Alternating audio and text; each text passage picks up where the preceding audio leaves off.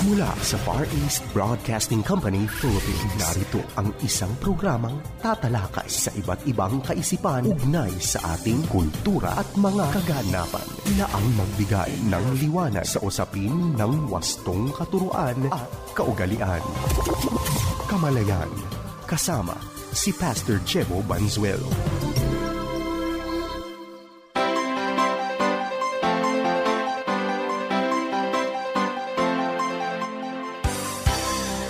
Isang mapagpala at mabiyayang araw mga kapatid. Ito po ang inyong lingkod, Pastor Jebo Banzuelo, at kayo po ay nakikinig sa programang Kamalayan. Ang ating programang Kamalayan ay napapakinggan sa FEBC Radio TV. Tayo po ay napapanood sa Facebook Live at YouTube channel ng 702 DZAS FEBC Radio TV, gayon din sa channel 185 sa GCTV. Yan po ay tuwing linggo, alas 7 hanggang alas 7:30 ng umaga. Tayo po ay nagpupuri sa Panginoon sa pagkakataon na tayo po ay magkasama-sama upang mag-aral ng Kanyang salita. At syempre, binabati po natin lahat ng mga listeners nating nakikinig gamit po ang radyo. Sa mga nasa NCR na nakikinig, gamit po ang 702 DZAS. Sa mga nasa Northern Luzon, nagamit po ang 1143 DZMR. At syempre sa Visayas, gamit ang DYVS. At hindi ho pahuhuli, ang mga nasa Coronadal, South Cotabato, gamit naman po ang DXKI FEBC. Atin pong tinatalakay sa ating pag-aaral ang tungkol sa grace o biyaya ng ating Panginoon. Isang napakahalagang pag-aaral dahil kagaya po ng ating paulit-ulit na nababanggit sa ating programa, ito po ay merong kaugnayan sa pinakamahalagang mensahe ng Biblia at yan po ay ang kaligtasan. Naalala ko po ang sinabi doon sa John chapter 20 verse 30 to 31 at nais ko pong basahin sa inyo ang partikular na talatang ito. Ang sabi ho ng passage, the disciples saw Jesus do many other miraculous signs in addition to the ones recorded in the book. But these are written so that you may continue to believe that Jesus is the Messiah, the Son of God, and that by believing in Him, you will have life by the power of His name. So dito po sa talatang ito na ating binasa, ay pinapakita na marami pang ibang mga himala na ginawa ang ating Panginoon. Ang totoo po, kung ating isusulat lahat ng mga ginawa ng Panginoon ay sadyang napakarami. Sabi nga sa John chapter 21 verse 25, Jesus also did many other things. If they were all written down, I suppose the whole world could not contain the books that would be written. So ganun katindi, ano? Sa dinami-rami ng sinulat, ginawa tungkol po sa ating Panginoon, ay sabi nga rito sa dinami-rami ng kanyang himala, kung isusulat lahat, ay hindi po sasapat ang buong mundo para i-contain lahat. Pero ang tanong, bakit nasulat ang nasulat?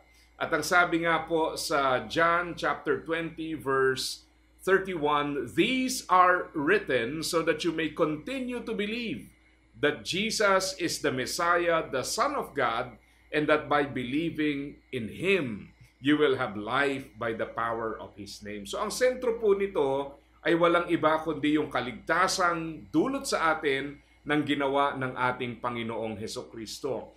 At pag pinag-uusapan po ang kaligtasan, mga kapatid, tandaan niyo po ito. Yung salitang religion ay nangangahulugan ng reconnecting with God or to reconnect with God. At lahat ng relihiyon ay tumatalakay po sa kung papaano tayo uugnay sa isang higher being. Okay? So again, I'm referring to all religions. Pero ang kaibahan po ng Christianity ay tinuturo niya sa atin kung papaanong ang ugnayang ito o yung muling pagkakaugnay matapos tayong magkasala, magkulang sa ating Panginoon, kung papaanong ito po ay posible. At yan po ay dahil sa ang Diyos ang siyang gumawa ng paraan. Kadalasan po ang iniisip ng tao, tayo ang gagawa ng paraan. So pag tiningnan natin yung mga nasusulat sa Bible, ang naiisip natin ang kautusan, ibinigay para sundin mo at pag iyong nagawa, maaabot mo ang Diyos. Sinabi ang mga sinasaad sa Biblia para pag nasunod mo, maaabot mo ang Panginoon. Pero ang problema mga kapatid, ang issue po rito ay hindi lamang kasi kaalaman, kundi yung ating pagsasagawa. Kaya nga sa Bible, ipinapaliwanag po sa atin na yung isang problema is ignorance. Ang ibig sabihin, may mga taong hindi ginagawa ang tama dahil hindi nila alam yung tama. Okay. Ngayon, ang solusyon ba rito ay edukasyon? Ituro ang tama.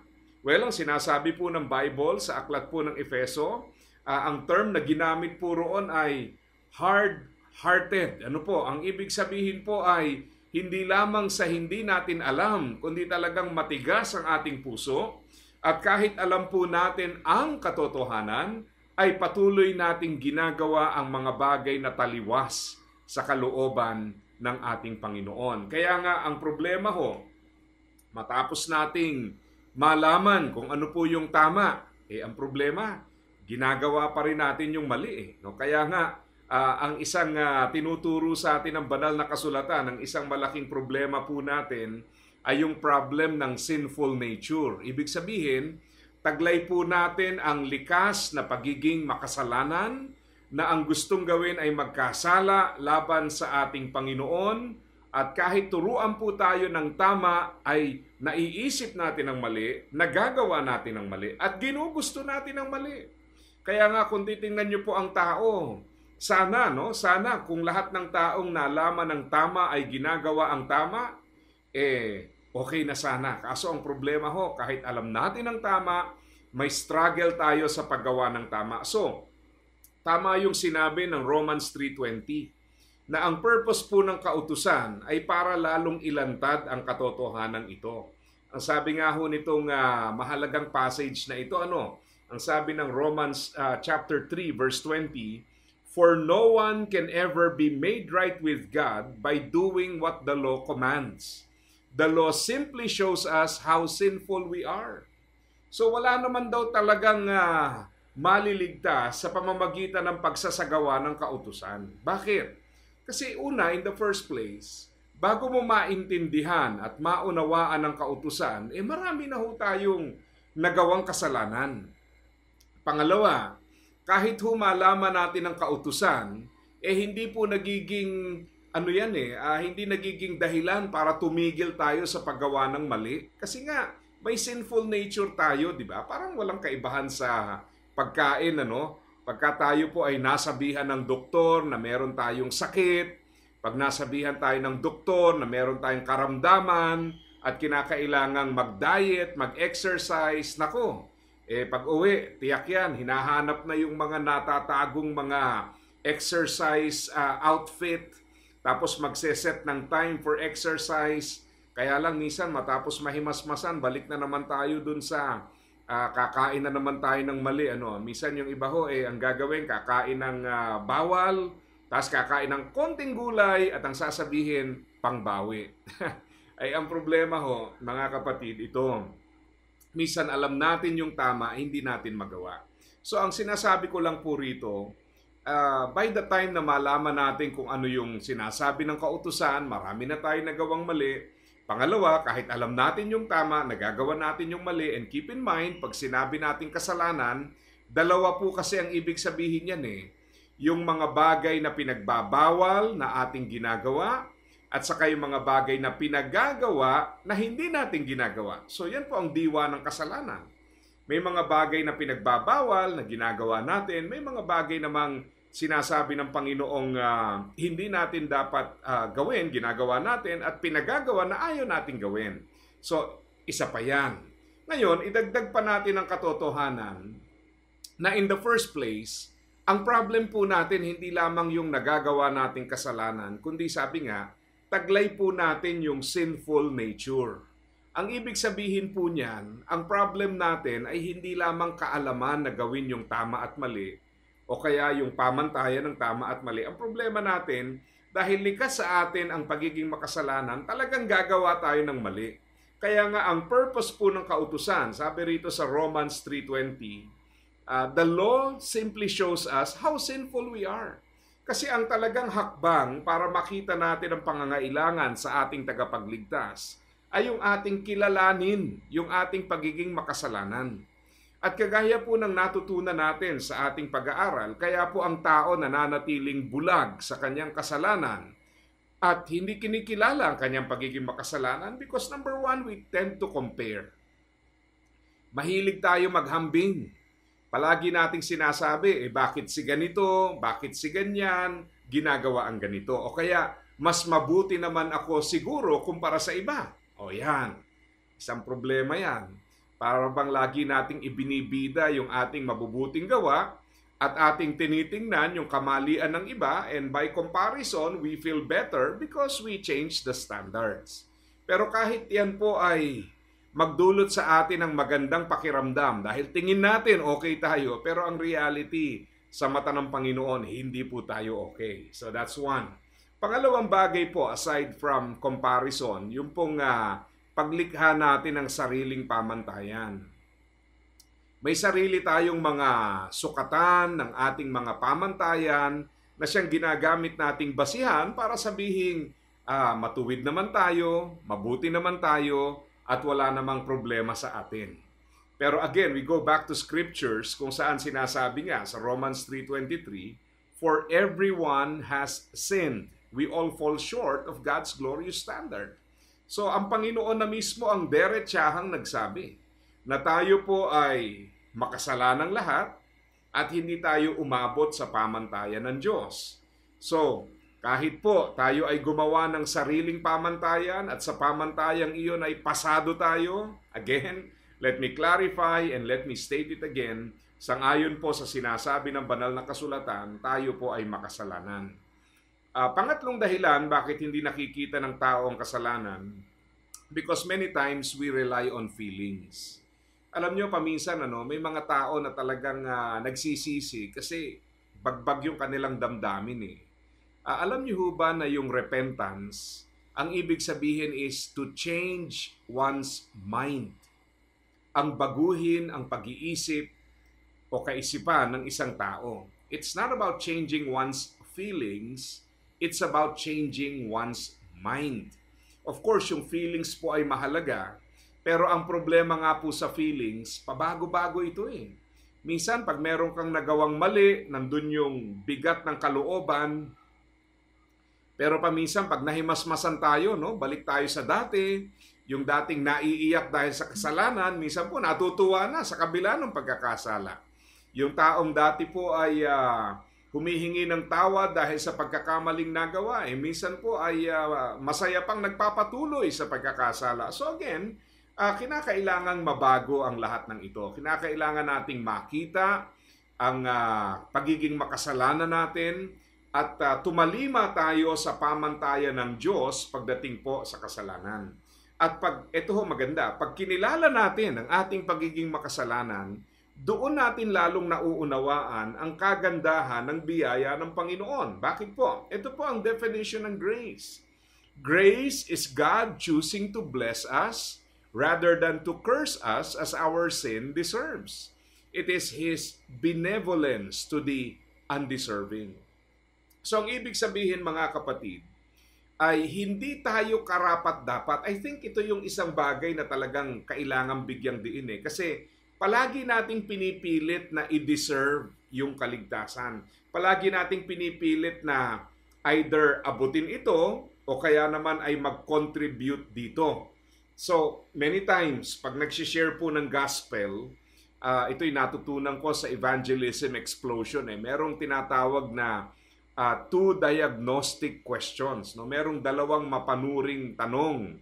At ang pakay po ng diagnostic questions ay para yung kausap mo, malaman mo kung meron nga ba talagang kaugnayan sa Panginoon. Pangalawa, para matiyak mo kung tama nga yung kanyang pinanghahawakan. So ano bang nilalaman nun? Una, ang katanungan po ay kung sakaling mamatay ka ngayon, natitiyak mo ba kung saan ka pupunta? Yan. Alam nyo, dyan pa lang sa tanong na yan, marami na tayong malalaman sa ating mga tatanungin. No? Yung iba ho ay doon lamang mapag-iisipan. Kahit mga taong relihiyoso, minsan po ang sasabihin sa iyo ay walang nakakaalam, o kaya ang sasagot sa iyo ay siguro naman, o kaya baka sakali naman, o kaya palagay ko po. Or from time to time may magsasabing, tiyak ko po na sa langit ako pupunta. Ayan, so iba-iba yan ha.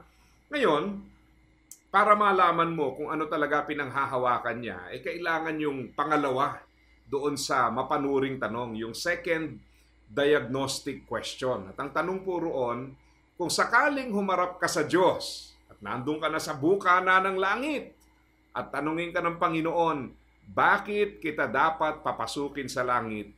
Ano naman ang iyong isasagot? O yan. Alam niyo, lahat ng uri ng sagot dyan ay narinig na halos natin. Sabihin ng iba, baka naman kasi dahil mabait naman ako, hindi naman ako ganun kasama, siguro naman sa langit ako pupunta. Yung iba naman ang isasagot ay walang nakakaalam niyan. At meron namang magsasabi talagang diretsahang hindi ako karapat dapat pumasok sa langit. At may mga iba na talagang nandoon sa point ng pagbabaka sakali dahil ang sinasalalayan po nila ay yung kanilang sariling gawa. Ito po ngayon ang very, very ironic and interesting dito. Karamihan ng Pilipino, pagka tinanong mo kung sino si Jesus, ang isasagot sa iyo siya ay tagapagligtas. Kapag ka tinanong mo kung bakit si Jesus ay namatay sa krus, ang isasagot sa iyo ay dahil siya po ay namatay para tubusin tayo sa ating kasalanan. Napaka-tama at napaka-accurate ng sagot. Ang nakakalungkot lamang po sa puntong ito ay ito. The same people na magsasabi sa iyo na si Jesus po ay namatay para sa ating kasalanan, ay magsasabi rin sa iyo na pagka sila'y humarap sa Diyos at tinanong kung bakit sila dapat papasukin sa langit, ang kanila pong isasagot ay dahil siguro naman kahit papaano ang aking mabuting gawa ay kikilalanin ng Diyos. So on one hand, sinasabi natin na si Jesus ay tagapagligtas, namatay sa krus para tayo po ay iligtas, pero sa kabilang banda ay hindi talaga tayo sa Kanya sumasampalataya. Hirap na hirap tayong isipin ang konsepto ng isang kaligtasang libre. Ngayon, gusto po nating linawin yon. Ang kaligtasan po ay libre, hindi po dahil ito'y walang halaga. Ito po ay libre dahil ito po ay binayaran ng iba para sa atin. At ang nagbayad po ay walang iba kundi ang ating Panginoong Jesus. Halimbawa po, pag-usapan natin yung konsepto ng libre. Ano po ang mga bagay na naiisip nyo na libre? Marami, di ho ba? Mapalad tayo kasi sa panahon natin ngayon, may mga libreng bagay pa, napupulot, nakikita natin dyan. Halimbawa, kung kayo po ay nasa probinsya, naalala ko nung ako po ay nagmotor dyan sa Gawing Tinop. Natatawa ho ako kasi meron akong tinirahang homestay. Nag-overnight po ako dyan. At yung aking tinirahan, hindi ho kamahalan ng overnight dyan eh. So, natulog po ako, isang Christian family actually, yung aking napuntahan. At kinabukasan, ay inaalok po ako na isang sakong sayote. Okay, binibigay sa akin, no? Sapagkat ang sabi nila, hindi na namin magagamit yan, mabubulok na lang, kaya kung sino may gusto, pwede nang kunin. Isang sakong sayote, ano ho? Mura na nga yung binayad ko sa aking overnight stay dahil mura lang po ang rate nila doon. Tapos bibigyan pa ako ng isang sakong sayote. Ang problema ko, nakamotor ako, so hindi ko maiuwi yung isang sakong sayote, no? Kaya sabi ko, next time na lang. Okay? Pero ang point ko po ito, yun po ay libre dahil sa kanilang opinyon, wala mabubulok na lang, yan ay excess sa kanila pong inani. So in other words, hindi na nila kayang ibenta yan dahil wala na po yung mga nagbabiyahe sa palengke para kunin yon at pag tumagal pa ang ilang araw, masisira na lamang. Sa kanilang lugar yon, libre yon. In other words, mas mainam pang ipamigay dahil hindi mo na nga maibebenta. Ngayon, ang problema po natin sa ating panahon ngayon, para bang hirap na hirap tayong tanggapin na yung kaligtasan ay libre. Uulitin ko, dalawang bagay kasi ang libre. Either libre dahil wala ng halaga, o kaya libre dahil may nagbayad na iba.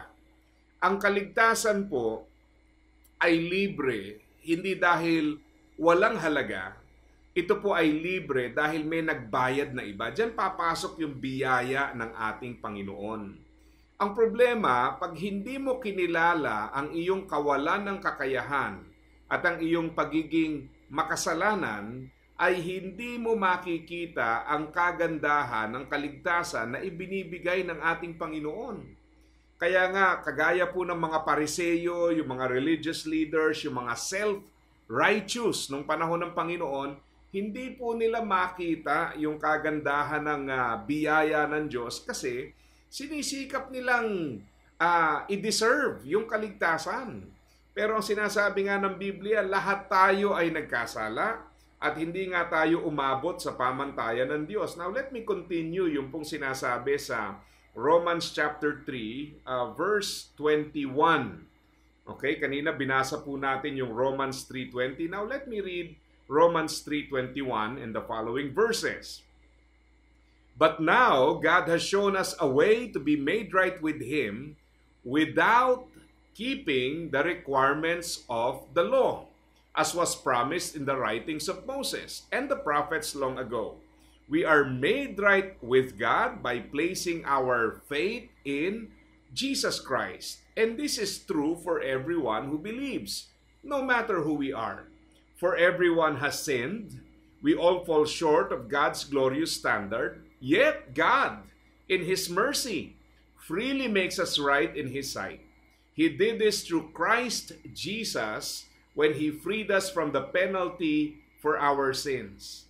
For God presented Jesus as the sacrifice for sin. People are made right with God when they believe that Jesus sacrificed His life, shedding His blood, and this sacrifice shows that God was being fair when He held back and did not punish those who sinned in times past. So tingnan niyo po ang sinasabi ng talata, meron pong penalty o merong kaparusahan sa ating kasalanan na tayo po yung nagkasala at dapat tayong parusahan. Subalit si Jesus po ang pinambayad sa ating kasalanan. Hindi obligasyon ng Diyos na tayo po ay isalba. Pero dahil mahal tayo ng Diyos, binigay niya ang kanyang anak. Yung kanyang anak, inialay ang kanyang buhay upang ibayad sa ating kasalanan. Siya po ang sumalo sa punishment ng ating kasalanan upang tayo na makasalanan ay magkaroon ng pag-asa sa kaligtasan, at yan po ang napakagandang mensahe ng biyaya ng Diyos. So ang ibig sabihin nito, kung sa iyong tingin ay ikaw ay masyadong makasalanan at wala ng paraan para iligtas ka, ang sinasabi ng Diyos sa iyo, may pag-asa ka dahil ang kaligtasan ay hindi nakabase sa iyong gawa, sa iyong magagawa. Ito po'y nakasalalay sa ginawa ni Jesus para sa atin. Yan po ang reality niyan.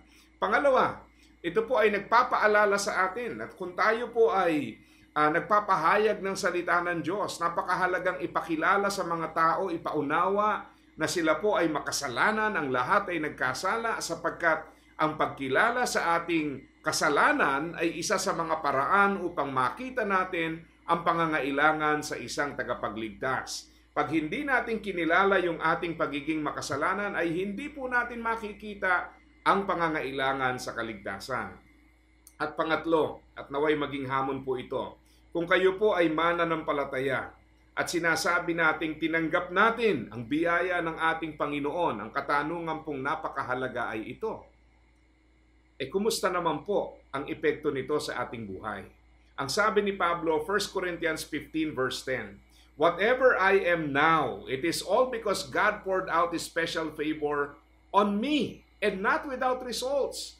For I have worked harder than any of the other apostles, yet it was not I, but God who was working through me by His grace. Naway magtulak sa atin ang biyaya ng Diyos para tayo po'y magpakasipag, magpunyagi, sapagkat napakaganda ng Kanyang ginawa sa ating buhay. Kaya kung sinasabi mong ikaw ay meron ng kaugnayan sa Diyos, pero namumuhay ka sa kasalanan, o kaya ay hindi mo ibinibigay ang pinakamainam, Maganda ho ang reminder ng passage na ito, na tayo po ay magpakasikap, hindi po para maligtas, kundi dahil tinanggap na natin ang biyaya ng kaligtasan. Dito po tayo pansamantalang nagtatapos mga kapatid. Ito po ang programang Kamalayan na napapakinggan sa FEBC Radio TV at napapanood sa Facebook Live at YouTube channel ng 702 DZAS FEBC Radio TV, gayon din sa Channel 185 sa GCTV. Ito po ang inyong lingkod, Pastor Jebo Banzuelo, pansamantalang nagpapaalam at nagpapaalala sa bawat isa na ang buhay na ginagamit ng husto at wasto ay walang pagsisisi pagdating sa dulo. God bless po sa inyong lahat. Iyong napakinggan ang Kamalayan. Para sa iyong mga tanong, komento at suhestyon, mangyaring bumisita sa ating Facebook fanpage, Kamalayan FEBC, o mag-email sa kamalayan@dzas.febc.ph.